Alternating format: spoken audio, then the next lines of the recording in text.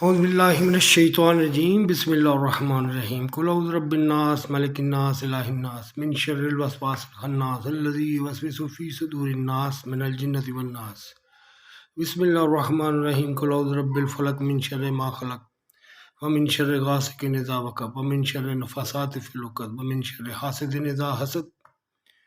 السلام علیکم، امید ہے آپ سب خیریت سے ہوں گے۔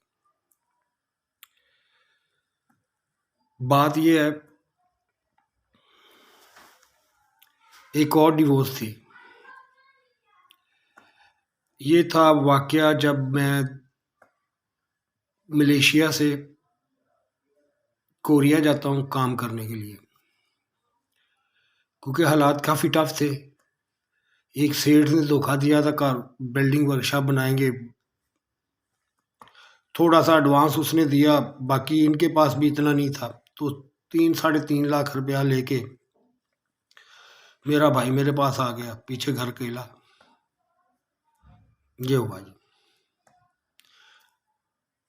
اب اگر یہ پتہ ہوتا 5 وقت کا نمازی بندہ، روزے رکھنے والا بندہ،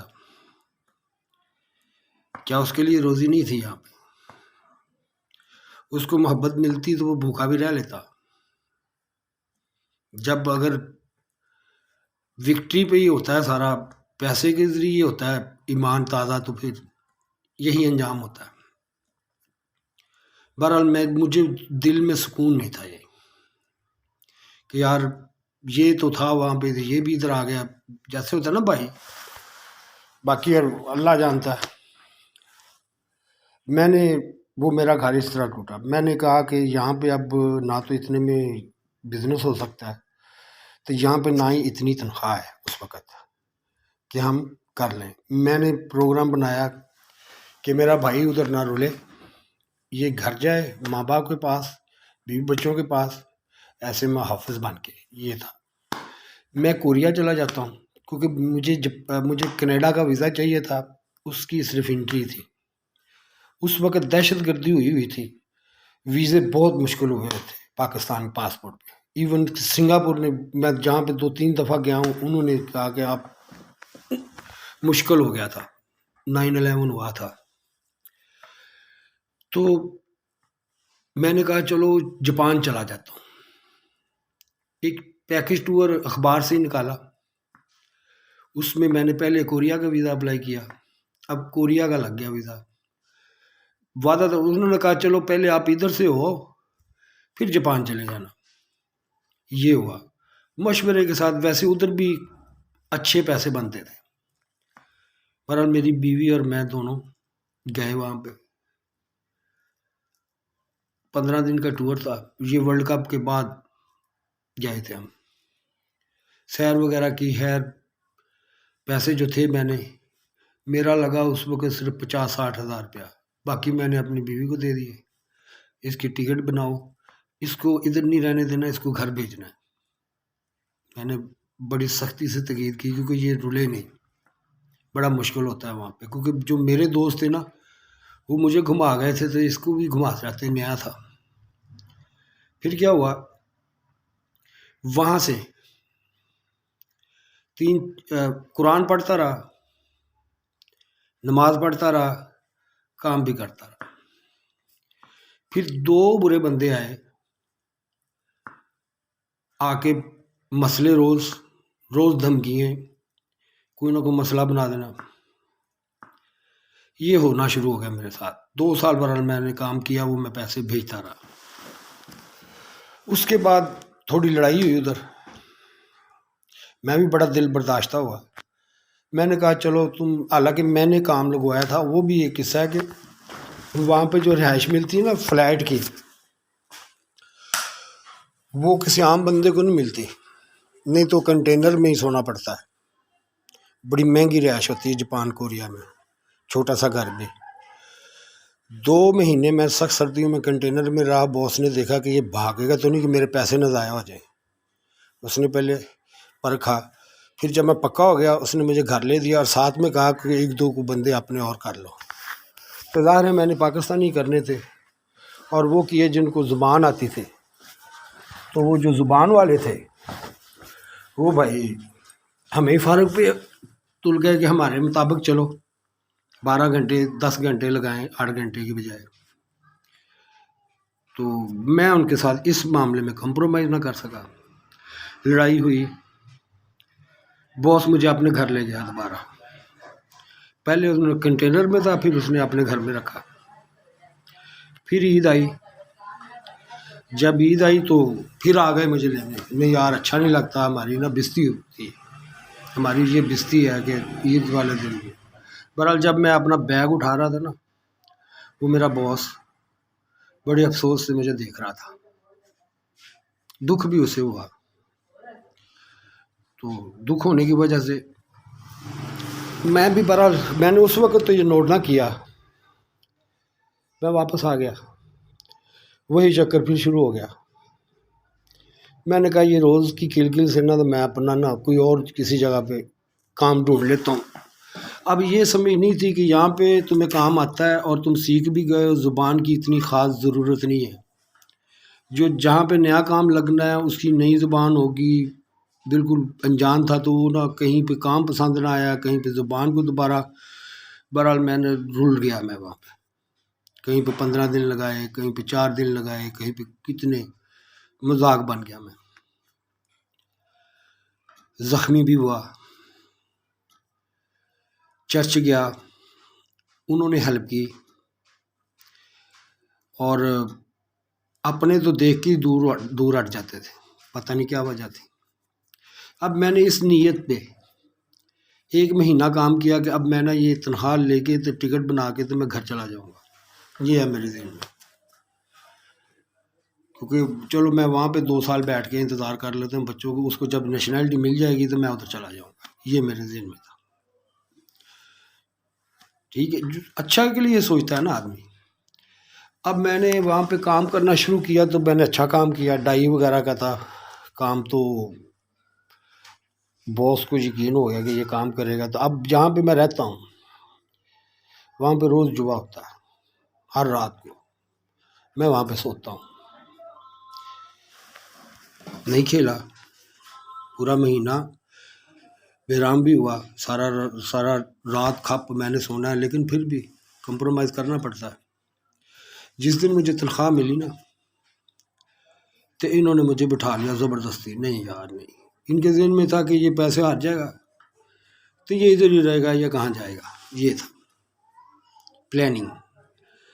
اللہ کا کرنا ایسا ہوا، اللہ تعالیٰ نے مجھے پیسہ دینا ایسا شروع کیا کہ مجھ سے وہ پیسہ سنبھالا ہی نہ جائے. پریشان ہو گیا، بھول گیا. اب میں نے وہ فون تھا میرے پاس، جدھر جانا فون، کدھر ہو بھائی. تو مجھے غصے میں نے کہا یار یہی لوگ تھے نا جو مجھے دیکھ کے دور ہٹ جاتے تھے. میں نے وہ فون توڑ کے نا ٹوکری میں پھینک دیا. میں نے کہا یار اگر آپ لوگوں کو کام ہے نا مجھے تو ڈھونڈا کریں، مجھے فون مت کیا کریں. سارا دن ساری رات ڈھونڈتے. میں کہیں بیٹھا ہوا ہوں، کہیں بیٹھا ہوا ہوں. نمازیں چھوڑ گیا تھا. اب کیا نمازیں پڑھتا ہوں. اس کا مجھے بہت دکھ تھا. اور یہ اپنے ہی لوگ تھے، دوسرے نہیں ہو. ادھر سے مجھے کوئی، میں نے کمایا ہی ہے، کچھ نالج کمایا ہے، کچھ میں نے انڈسٹری میں دیکھا ہے، نالج لیا ہے، کچھ ان کی میں نے ہارڈ ورکنگ دیکھی ہے وداؤٹ اینی بینیفٹ. ہماری طرح کام چوری نہیں تھی وہاں پہ. ہم تو 5 منٹ بھی 1 منٹ بھی رہ جاتا تھا بیٹھے ہوتے تھے، لیکن وہ آدھا گھنٹہ پہلے ہی کام کر لیتے تھے شروع. No problem at all. یہ تھا ہمارا. اب پیسہ اتنا آنا شروع ہو گیا میرے پاس، اتنا پیسہ. میرے والدین چلے گئے حج پہ. بس یہی خیال آیا کہ یار تو کیا کر رہا ہے ادھر. تو پھر وہی جذباتی باتیں ہوئی ماں کے ساتھ، ویزا کینسل کیا، واپس آیا ادھر. اگر ڈیورنگ ایسے ٹائم یہ ہوا ہے یا کچھ ان کے ساتھ ٹارچر ہو رہا ہے یا کچھ بھی ہو رہا ہے، کم از کم اتنا تو میں اختیار رکھتا ہوں کہ آپ مجھے بتا دیں. چلو میں لڑکے ہی مر جاتا، کٹھے مر جاتے. اتنا بھی میں پاگل تو نہیں تھا. میں آج جب بڑا مسئلہ پڑتا ہے تو اس کو پھر بڑے مسئلے کی طرح سوچتے ہیں. بہرحال میں تو غافل تھا، مجھے کچھ پتہ نہیں. کہا بھی گیا کہ اگر آپ لوگوں کے ساتھ کوئی زیادتی ہے تو مجھے بتائیں بیٹا، کیونکہ میں نے دیکھا کہ پہلے بھی بدلے ہوئے تھے، بعد میں میری تو ویلیو نہیں تھی، پھر آیا پھر بھی نہیں اپنایا گیا، بے ایمانی نہیں کی، پیسہ سارا واپس کر دیا میں نے جتنا تھا۔ پوچھ لیں کسی کو 3 لاکھ، کسی کو ادھار چڑھے ہوئے تھے، اور روز میں نکلنا ہے، میں نے پیسہ لے کے راستے میں نے بانٹتے جانا ہے، جو بھی مجھے ملا، کسی کو سگریٹ لے دیے، کسی کو ویسے پکڑا دیا۔ یہ اللہ نے مجھے اس طرح قابل کر دیا۔ اب ادھار بھی پورے شہر پہ چڑھا ہوا ہے، میں نے لینا ہے۔ اب میں کہہ رہا ہوں یار میرا دل نہیں، میں نے جانا ہے۔ وہ کہہ رہے ہیں یہ مذاق کر رہا ہے، ڈرامہ کر رہا ہے، یہ اپنے پیسے اکٹھے کرنا چاہتا ہے۔ اب ان کو یہ نہیں پتہ یہ اندر سے کیا ٹوٹا ہوا ہے۔ پیسہ تو پہلے بھی میں نے چھوڑا تھا، یہ دوبارہ اسی راستے پہ گیا تو بہت برا لگا۔ وہاں سے پھر میں نکلا، واپس آیا، یہ ہے وہ۔ اب یہ مجھے بتائیں، مجھے رہائش وہی اسی جگہ پہ وہی ملنی تھی جہاں پہ روز جوا ہونا تھا؟ یہ بتائیں آپ۔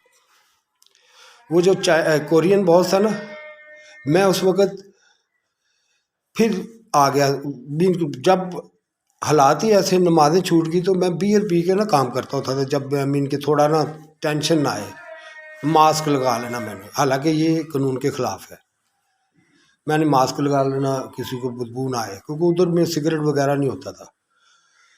تو اب باس کو پتہ ہے، لیکن وہ مجھے بتا نہیں رہا۔ جب میں نے کہا نا کہ باس میری تو نیت ہی یہ تھی، میں نے بھی صرف ٹکٹ کے پیسے بنانے تھے، میں نے جب جواب دیا نا تو باس میرا کہتا ہے یار دیکھ، مجھے پتہ ہے تو کس حالت میں کام کرتا ہے، تو میں نے تمہیں نہیں کہا، میں نے اگنور کیا کہ تو کام ٹھیک کر رہا ہے، تو میں نے حالانکہ یہ قانون کے خلاف ہے تو پھر بھی تو چھوڑ رہا ہے، کیا کر رہا ہے تو؟